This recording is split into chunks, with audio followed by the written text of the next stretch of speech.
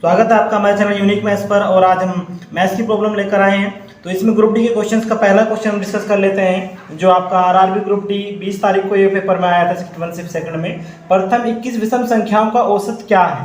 तो इसमें आपको ध्यान रखना है कि अगर आपसे कभी भी पूछा जाए कि प्रथम n विषम संख्या हो, अगर आपसे n विषम संख्या की बात की जाती है, n विषम संख्या का औसत अगर आपसे पूछा जाता है तो आपको ध्यान रखना है वो n ही होता है। ठीक है, तो आपको ध्यान रखना है वो n ही होता है। यहाँ पर क्या पूछा गया है कि 21 विषम संख्याओं का औसत आपको बताना है। तो आप ध्यान रखेंगे मेरे प्यारे बच्चों, तो 21 विषम संख्या अगर हम पूछें तो 21 विषम संख्या का औसत जो आपका आएगा वो आएगा आपका n के इक्वल, मैंने बताया अभी जितना आपका होता है तो 21 ही नंबर है, तो आपका औसत भी कितना आएगा 21 आएगा। तो आपका आंसर करेक्ट होगा। चलिए दूसरा क्वेश्चन देखते हैं आज का।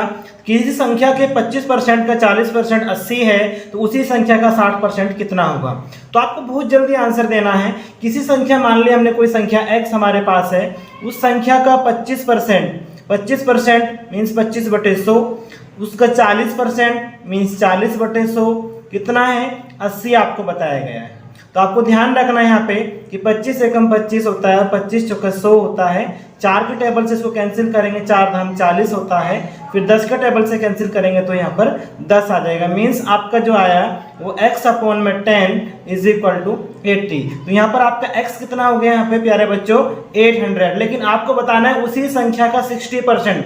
तो कितना आएगा उसी संख्या का 60%, आपको ध्यान रखना है। हमारा 800 आया है, उसका 60% कितना होगा प्यारे बच्चों, 20 से 20 कैंसिल कर देंगे तो 8 6 जा 48, यानी आंसर आ गया आपका 400। ये क्वेश्चन नंबर 3 है आपका नेक्स्ट कि tan 0 degree, tan 1 degree, tan 2 degree, tan 3 degree and so on tan 89 degree. तो आंसर क्या होगा। ये ट्रिग्नोमेट्री से क्वेश्चन आ ही रहा है, जितने भी आप शिफ्ट देख रहे हैं उसमें सभी में आ रहा है। तो आप क्या करना है, इसमें आपको tan 0 डिग्री का वैल्यू पता होगा। तो प्यारे बच्चों आपको पता करना है, अगर आपका tan अल्फा और डॉट tan बीटा हो तो आपका एंगल आंसर कितना आना चाहिए, उसमें आपका वो 1 हो जाता है। ठीक है, तो ध्यान रखेंगे कि आपका tan अल्फा और प्लस बीटा का अगर सम 90 है तो आप ध्यान रखेंगे कि वो आपका 1 हो जाता है। तो यहाँ पर आप देख रहे हैं कि tan 0 0 होता है, tan 1 और tan 89 कितना हो जाएगा, tan 90 हो जाएगा। तो मीन्स क्या हो जाएगा 1 हो जाएगा। इसी तरीके से tan 2 और tan 88 आपका 90 हो जाएगा, तो ये भी 1 हो जाएगा।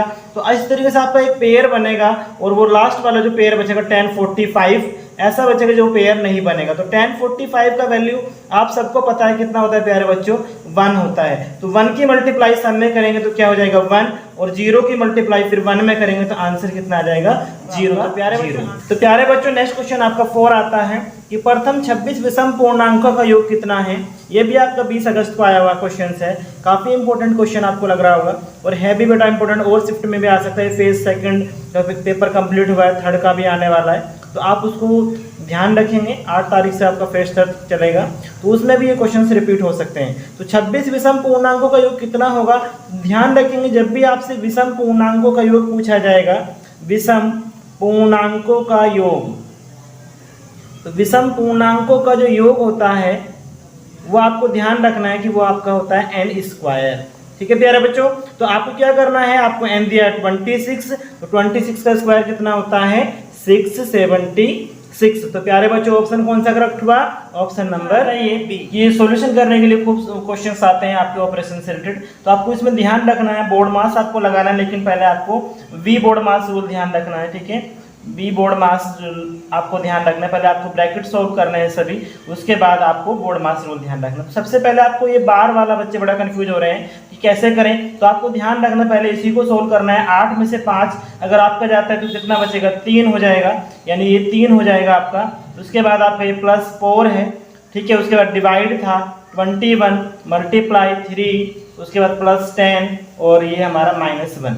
अब आप सोल्व कर सकते हैं। अब 4 और 3 7 होते हैं। अब 7 के टेबल से इसको डिवाइड करेंगे तो कितना हो जाएगा 3 आ जाएगा, यानी कितना हो जाएगा 3 3 जा 9, तो 1 - 10 + 9। तो 9 और 1 कितने होते हैं 10, 10 - 10 प्यारे बच्चों कितना हुआ 0 हुआ। तो आपका आंसर ऑप्शन हुआ सी। तो ये आपका फाइनल आंसर हो गया सी, ये ध्यान रखना।